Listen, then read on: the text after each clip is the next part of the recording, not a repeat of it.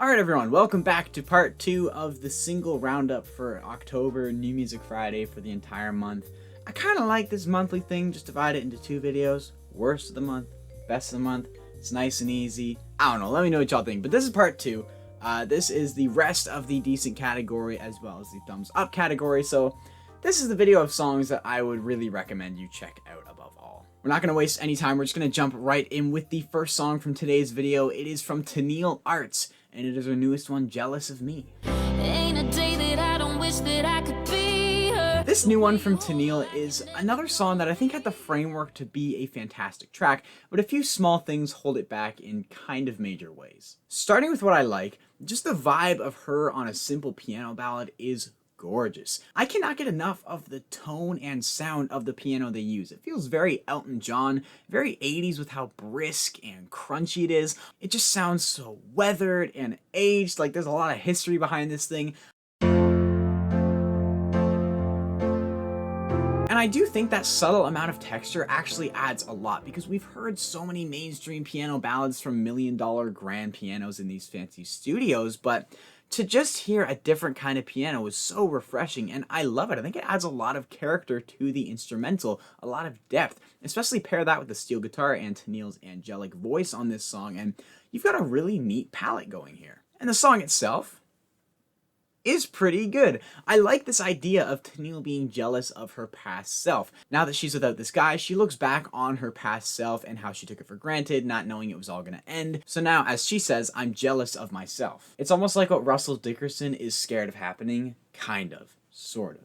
Anyways, some minor tweaks I would have made though. I think in the chorus there's just too many words. I wish it was tightened up, make a little go a longer way, and just let the melody control the chorus. Just leave the verses for the cramming and let the chorus fly, because her voice sounds great on this track, but at times she sounds too busy just trying to get all the words out. Then on the flip side, in the verses, I think a little more personality would have taken this song to another level. The lyrics just feel pretty broad. I would have loved some little details so we could paint a better picture in our heads. I just find it hard to imagine specifically what she's missing, because all the ideas and emotions and vague pieces of imagery she brings, it all feels very surface level and not very unique to Tenille when I think it could have been. Then lastly, this is more personal taste, but I could have gone without the big percussion. It's not bad, it's not like it ruins the song at all. If anything, it's a pretty decent build throughout, but just personally, I would have preferred if she kept it a more intimate ballad. But yeah, that's me really picking the song apart. I don't mean to come off as a jerk, I just think this song had a lot of potential, and those are some changes I would have made to make it even better. Then, lastly for the decent category, is one I was tempted to give a thumbs up, which is definitely new for this person.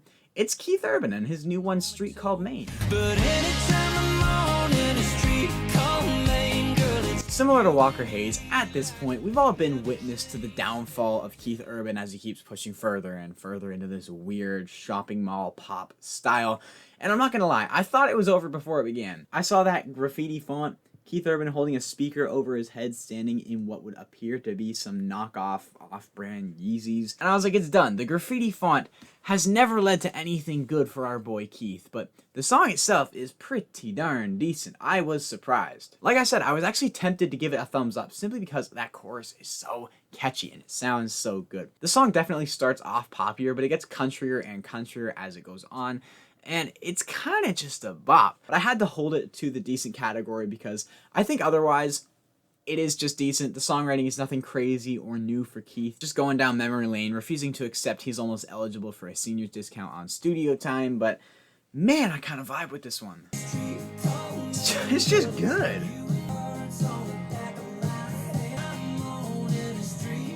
Bro, I got moves like your mom's never seen, you know? Alright, now we can move on to the thumbs up category. Songs I liked. Songs I would strongly recommend you give a try. These are my favorite songs from October, which granted, none really floored me. Normally there's a song in every episode that I'm like, this is the one. Like, this is...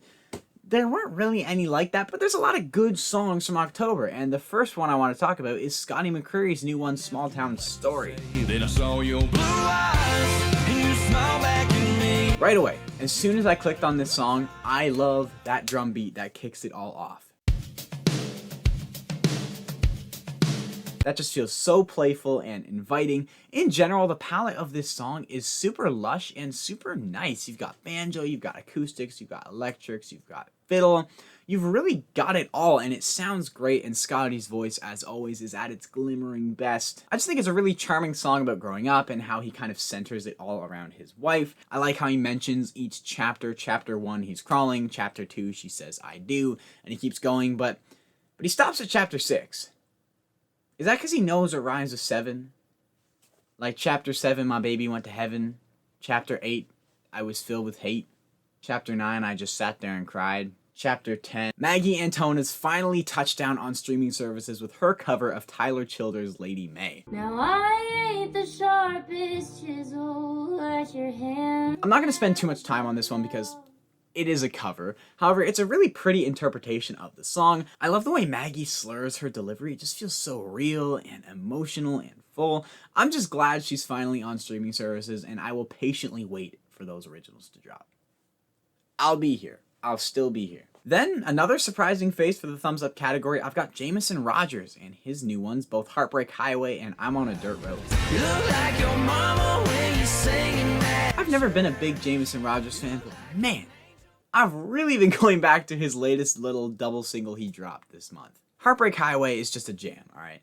Let's call it as it is. While he's maybe not bringing anything overly fresh to the table, nothing about it sonically or lyrically feels stale at all. And man, that chorus has such a groove. I can't help but love it. Then I think I'm on a Dirt Road is actually pretty neat. It's got this super intricate finger-picking guitar part all throughout the first verse. I think it just feels kind of inventive, kind of cool. The little like, what am I doing? What the heck was that, bro? And then something about that chorus just gives me big Ben Burgess vibes. Super moody, Jameson's delivery is super snarly and cool, packed to the brim with attitude and bitterness. The song is Jameson saying you never know what the radio's gonna throw at you. 1 minute he's on a busy highway stuck in traffic, but then when the right song comes on, next thing he knows, he's back on a dirt road ripping around with this girl. So like I said, it's really nothing new, but similar to Heartbreak Highway, it's just a jam. It's just a super enjoyable listen. The melody's catchy, the delivery is convincing, the instrumentation is badass. It's just a pair of darn good songs from Jameson. I'm happy about it. Alright, we're officially getting down there now. Second to last song for today's video is the new Muscadine Bloodline track, Crying in a GMC.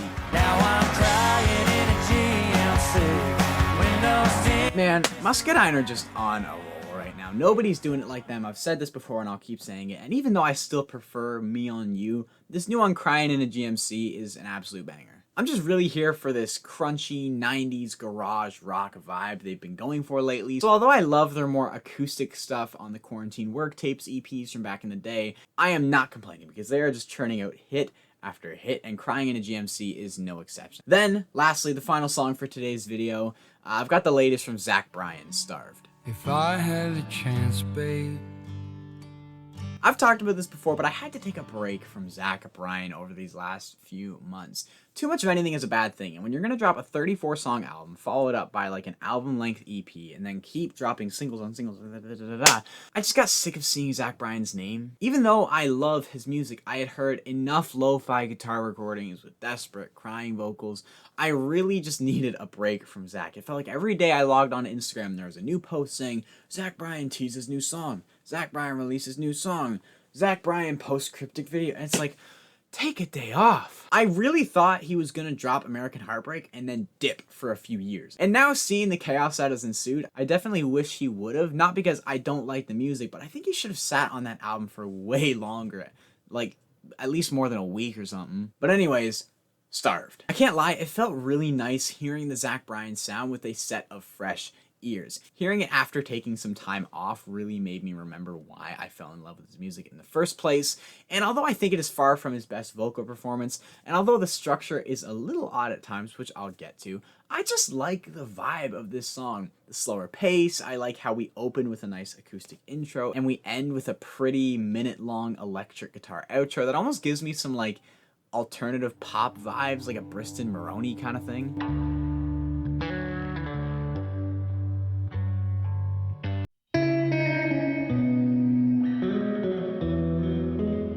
Like I said, my only issue is the more dramatic builds, because A, I think there should have been a more climactic chorus as a reward for the build. Even if he kept it really brief, I think it would have made the song feel much more structured and satisfying in that way. And B, I just don't think Zach's vocals in this instant compete with the instrumental during those builds. The laid-back delivery is what makes the song feel so chill and inviting, and it's what I like.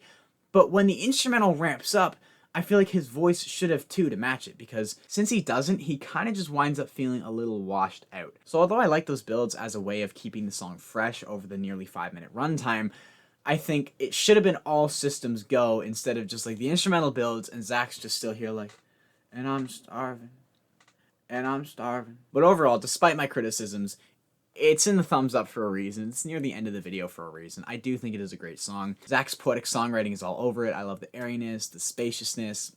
It's a thumbs up for me. Okay, that was a lot of music to go through. There's even more I didn't touch on, but it's impossible to get to everything. I hope you guys understand that. Like, Randy Houser has his album coming out soon, I guess. Half of his album, because bro's already dropped, like, the entire thing. Lee Bryce dropped a Christmas song that was hilarious. I enjoyed it, but I didn't really know if it made sense to put in this video. Speaking of Christmas, Thomas Rhett already put out his Christmas EP, which I will absolutely be checking out, but not yet. Simply because I love Thomas Rhett Christmas music. I think he's actually really good at it. I couldn't get enough of the 2 songs he dropped back in 2019, Christmas in the Country and the Christmas song. I still go back to those religiously during the holiday season, and so because I have such high hopes for this EP, I'd rather wait until I'm in the Christmas mood so I can get the full experience. I mean, come on, we haven't even hit Halloween yet. Like, slow down. I'm thinking once we get past Remembrance Day, once the snow starts falling, I'm gonna go for a nice winter stroll or a nice winter drive and let this EP all hit me at once in the environment. It'll be so dope, and if it's not dope, if it sucks, you will know because I will talk about it, because bro delayed Country Again Side B and in the meantime gave us this EP, so it better be darn worth it. Alright, I need to stop. This has already been broken into 2 videos. I can't make a 3rd part speculating Thomas Rhett Christmas music. Be sure to let me know what you guys thought of these songs in the comments below. What was your favorite song from October? I'd love to know. That rhymes. I am so freaking dope. I'm gonna keep going. Oh my god. Crazy I am. I'm nuts. If you enjoyed this video, a like really does help my channel out. If you're new and like what you see, maybe consider subscribing for some more country music content. We'd love to invite you on board. Down below in the description, you can find links to my Instagram, Discord, podcast, and Patreon. If you want to support me or check me out on any of those, get to know the community a little better, we'd love to have you. And yeah, I got some more video ideas coming soon. Now I have a bit more time, so I hope you guys have a great day, and I will see y'all then.